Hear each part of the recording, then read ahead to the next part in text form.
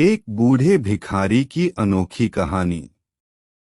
हर दिन एक भिखारी दरवाजे के पास आकर भीख मांगता था और घर का मालिक हमेशा घर के बाहर आते ही उसे देखकर फिर जाया करता। कई बार उसके लिए गालियां भी बकता।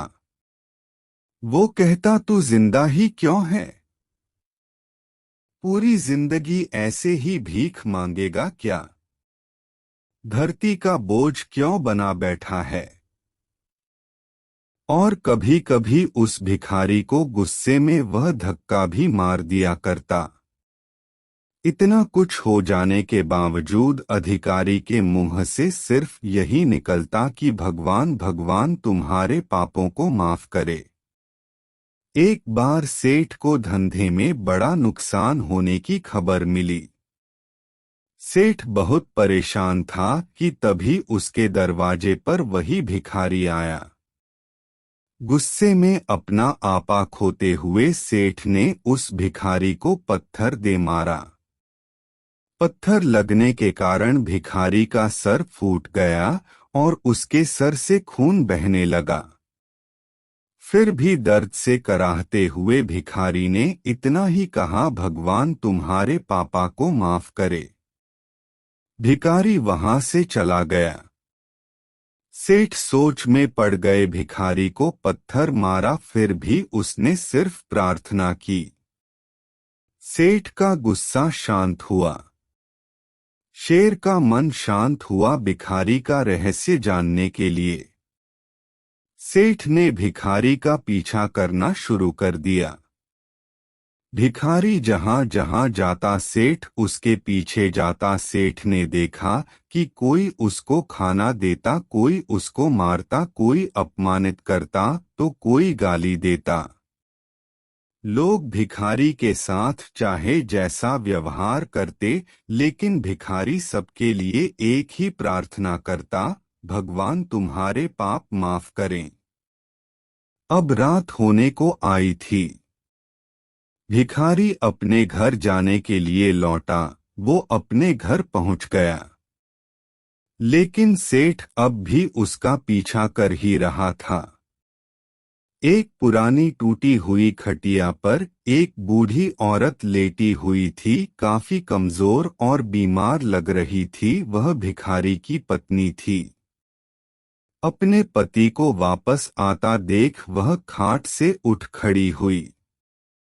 पत्नी ने अपने पति के भीख वाले कटोरे में देखा, उसमें सिर्फ आधी बासी रोटी थी। उसे देखकर वह बोली, आज बस इतना ही मिला। और हाँ, आपके सिर से खून निकल रहा है, ये चोट कैसे लगी? बूढ़ा भिखारी बोला, आज बस इतना ही मिला, किसी ने कुछ दिया ही नहीं। सबने गालियां दी और एक नए पत्थर भी फेंकना, इसीलिए मेरा सर फट गया। एक गहरी ठंडी सांस लेकर बूढ़ा भिखारी फिर से बोला, यह मेरे ही पापों का फल है। तुम्हें याद है कुछ सालों पहले हम कितने अमीर थे? क्या कुछ नहीं था हमारे पास? हमारे पास हर चीज जरूरत से ज्यादा थी, लेकिन हमने कभी दान नहीं किया। और उससे भी बुरा हमने उस अंधे भिखारी के साथ किया जो हमारे द्वार पर भीख मांगने आया करता था। बूढ़ी पत्नी की आंखों में आंसू आ गए। वह बोली, हाँ, हम उस बेचारे अंधे के साथ बहुत बुरा करते थे। उसका अपमान करते थे। उसे खाने के लिए रोटी की जगह कागज दिया करते। उसका मजाक उड़ाया करते और कभी कभी मारा भी करते। मैंने कभी उसको रास्ता नहीं दिखाए। एक बार मैंने उसके मुंह पर मिट्टी भी फेंकी थी और वह हमेशा दुखी होकर यही कहता कि भगवान तुम्हें तुम्हारे किए की सजा देगा। भगवान तुम्हारे पापों की सजा जरूर देगा। उसका श्राप सच हुआ और हम इस दुख भरी जिंदगी में आ गए। भिखारी बोला, हाँ, उसका श्राप सच हुआ, इसलिए मैं किसी को बद्दुआ नहीं देता। चाहे कोई मेरे साथ कैसा भी बर्ताव करे, मैं हमेशा उसके लिए प्रार्थना करता हूँ।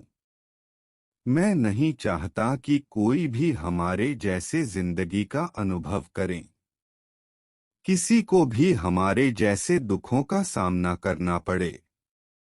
वो नहीं जानते कि वह कितना बड़ा पाप कर रहे हैं, इसलिए अनजाने में हुए पाप की ऐसी सजा किसी को भी मिले, मैं नहीं चाहता। सेठ वहीं पर छुपकर यह सारी बातें सुन रहा था। अब उसे सब कुछ समझ में आ गया था। भिखारी और उसकी पत्नी ने वह आधी रोटी मिल बांट कर खाएं और भगवान को धन्यवाद बोलकर सो गए। अगले दिन बड़ा भिखारी फिर से भीख मांगने गया। सेठ के घर के पास जाते हैं। सेठ ने पहले से गरम रोटियां उसके लिए निकाल कर रखी थी। उसे देते हुए सेठ विनम्रता से बोला, माफ कर दीजिए बाबा, उसे बहुत बड़ी गलती हो गई। बूढ़ा भिखारी बोला, भगवान तेरा भला करे। इतना कहकर वह आगे निकल गया।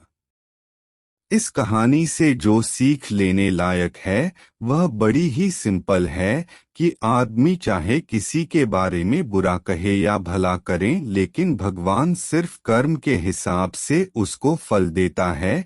क्या हुआ अगर भगवान नहीं दिखता है, लेकिन यह बात बिल्कुल सच है, उसके खाते में सबका हिसाब बहुत बहुत पक्का होता है।